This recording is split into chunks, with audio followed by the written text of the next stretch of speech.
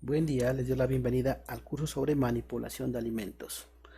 En primer lugar vamos a hablar sobre las buenas prácticas de manufactura, las BPM. ¿Qué son principios básicos y prácticas generales en la higiene de la manipulación de alimentos? Que contempla toda la cadena de producción, desde la llegada de la materia prima, ya sea a la planta de procesamiento o al restaurante y hasta al consumidor final. ¿Qué es lo que buscan las BPM? Lo que busca es minimizar los riesgos para que el consumidor no tenga ningún problema en su salud.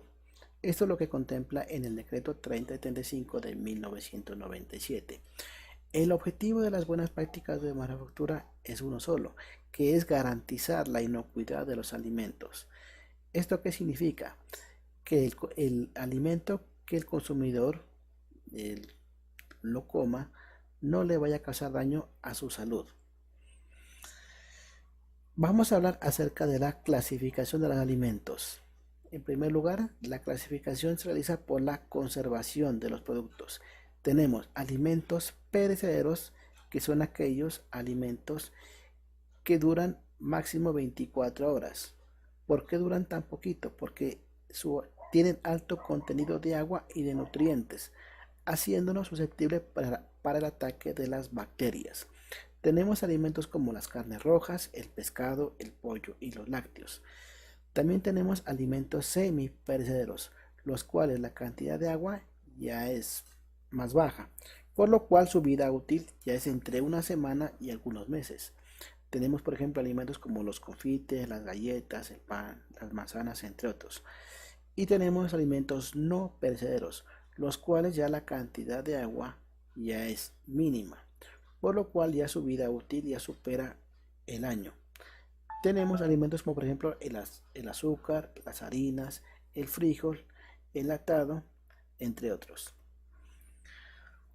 Vamos a hablar acerca de los tipos de contaminación. Tenemos tres tipos de contaminación que puede tener un alimento. Tenemos la contaminación biológica, la contaminación química y la contaminación física.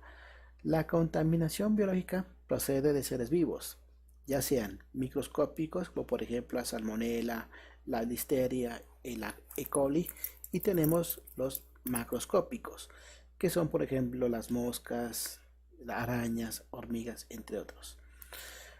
Fuentes de la contaminación biológica tenemos, por ejemplo, las materias primas crudas, como por ejemplo el pescado, la leche, la carne, entre otros. También tenemos el agua no potable. En el aire también hay bacterias, en las plantas, animales. En la parte locativa, ya sea por ejemplo en las mesas, los pisos, los techos, entre otros. Y también en los manipuladores de alimentos con sus malos hábitos higiénicos, por ejemplo en las manos, uñas, boca, oídos, entre otros. La contaminación química. La contaminación química se da por la presencia de determinados productos químicos en los alimentos que los pueden hacer nocivos o tóxicos a corto, mediano o largo plazo. Por ejemplo, tenemos químicos como por ejemplo los de limpieza, por ejemplo desinfectantes, detergentes, desengrasantes o el alcohol. También tenemos por ejemplo de los pesticidas, insecticidas, los metales tóxicos, las toxinas de origen animal, también de origen vegetal, de origen microbiano y también los residuos de prácticas pecuarias. La contaminación física se da por la presencia de contaminantes físicos que contaminan al alimento, como por ejemplo vidrios, metales, madera, joyas, piedras, pintura, plagas, entre otros. Vamos a hablar también acerca de la contaminación cruzada. Tenemos contaminación cruzada indirecta y contaminación cruzada directa. ¿Cómo se da la contaminación cruzada indirecta? Por la transferencia de contaminantes de un alimento a otro a través ya sea de las manos, de los utensilios, equipos, mesas o tablas de cortar, entre otros. Y tenemos la contaminación cruzada directa, que es cuando se coloca un alimento contaminado en contacto con otro alimento de manera directa. La contaminación puede ser originada ya sea por el manipulador de alimentos, por la materia prima, por el medio ambiente, materiales y también por los procesos. El siguiente tema son enfermedades transmitidas por alimentos, las ETAs. Un alimento, desde que llega al restaurante, puede ser susceptible en cualquier de sus etapas a contaminarse. ¿Qué es una ETA? Una ETA es una enfermedad transmitida por alimentos, el cual es un síndrome originado por la ingestión de alimentos. Se incluye también el agua, con agentes etiológicos, o sea, por microorganismos, entre los cuales tenemos, por ejemplo, bacterias, virus, parásitos y hongos, en cantidades tales que afectan la salud del consumidor. Pero no todos los microorganismos son malos. Hay unos que son benéficos para el ser humano. Por ejemplo, las bacterias para elaborar, por ejemplo, el queso, el yogur, entre otros. También, por ejemplo, para hacer fertilizantes. Y también forman parte de la flora intestinal y de la piel del ser humano. En cambio, vuelta a los microorganismos patógenos, estos son peligrosos para el ser humano. ¿Por qué? Porque ellos ocasionan enfermedades graves y son los que se deben evitar de que no contaminan al alimento. Las ETAs pueden ser de tres tipos. Tenemos, por ejemplo, en primer lugar, las infecciones alimentarias. ¿Esas cómo se originan? Se originan por la ingestión de alimentos o agua contaminados con microorganismos. Por ejemplo, ya sea una bacteria, un virus, un hongo o un parásito.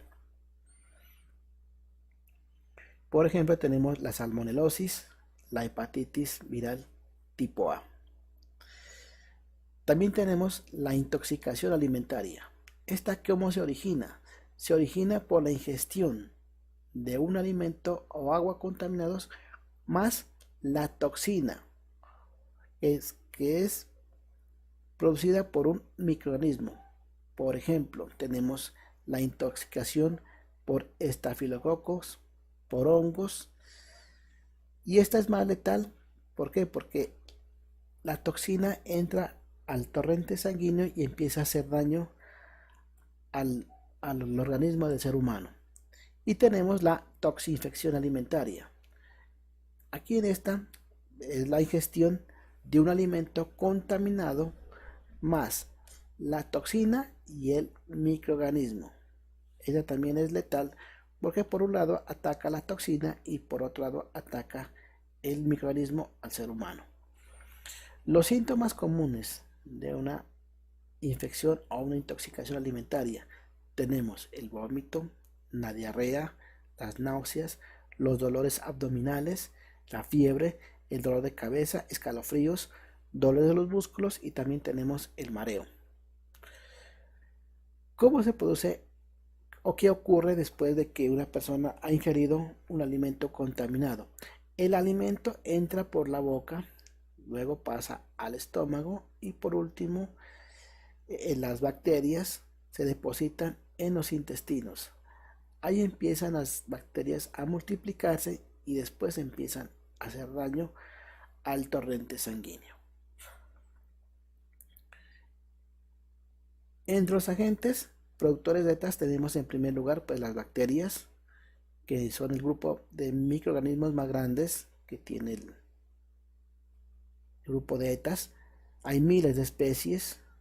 Hay bacterias pues que son benéficas, por ejemplo, como las para hacer el yogur, pero hay otras que son patógenas y que causan daño al ser humano.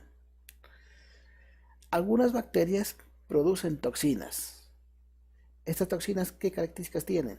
En primer lugar, que no tienen olor, no tienen sabor y tampoco tienen color. Además, no se pueden destruir por calor. ¿Por qué? A diferencia de las bacterias son seres vivos. En cambio, las toxinas son químicos. Por eso las toxinas no se pueden eliminar mediante el calor, ni tampoco mediante el frío. El siguiente grupo tenemos los hongos.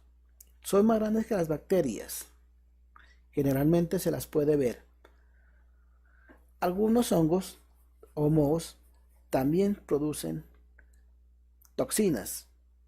Las toxinas, pues ya como dijimos, pueden provocar la muerte de una persona.